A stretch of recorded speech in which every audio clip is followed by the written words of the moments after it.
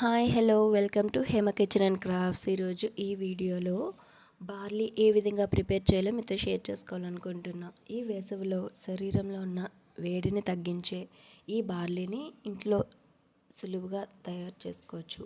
ఆ ప్రాసెస్ ఏంటో ఇప్పుడు ఈ వీడియో చూడండి. ఈ వీడియోని స్కిప్ చేయకుండా చివరి వరకు చూడండి. ఇప్పుడైతే ప్రాసెస్ స్టార్ట్ చేసేద్దాం.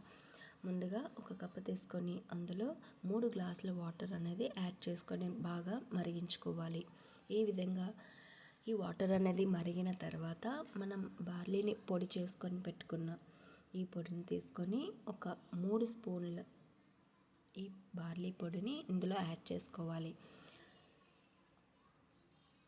ఈ విధంగా యాడ్ చేసుకున్న వెంటనే కొద్దిసేపు ఈ విధంగా కంటిన్యూగా కలుపుతూ ఉండాలి.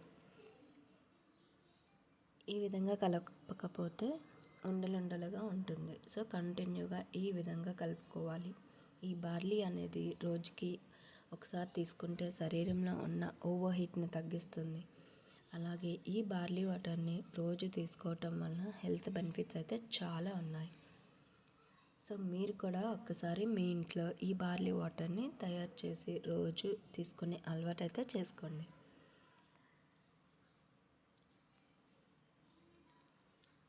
ఈ బార్లీ ఉడికించుకోవడానికి కనీసం ఒక 20 నిమిషాలు పడుతుంది. ఒక మీడియం ఫ్లేమ్లో ఉంచుకొని మాత్రమే ఇది కుక్ చేసుకోవాలి. మనకి ఈ సమ్మర్లో ఈ బార్లీ వాటర్ తీసుకుంటే కనుక మనకి చాలా అంటే చాలా బాగుంటుంది. అలాగే మన బాడీలో ఉన్న వేడిని తగ్గిస్తుంది. సో ఈ విధంగా కుక్ అయిన తర్వాత మనకి ఈ బార్లీ అనేది ఈ విధంగా పొంగడం స్టార్ట్ చేస్తే కనుక బార్లీ అనేది ఆల్మోస్ట్ కుక్ అయిపోయినట్టే.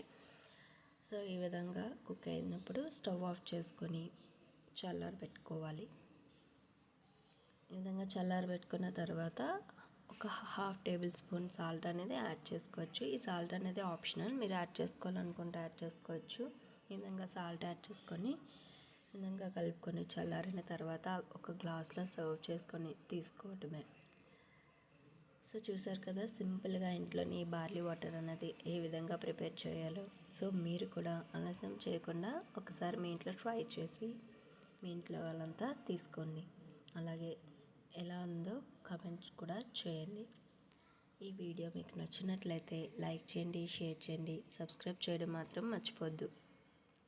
మరిన్ని వీడియోస్ కోసం హేమ కిచెన్ అండ్ క్రాఫ్ట్స్ని ఫాలో అవ్వండి. అలాగే పక్కనే ఉన్న బెల్ ఐకాన్ని యాక్టివేట్ చేసుకోండి. Thank you for watching.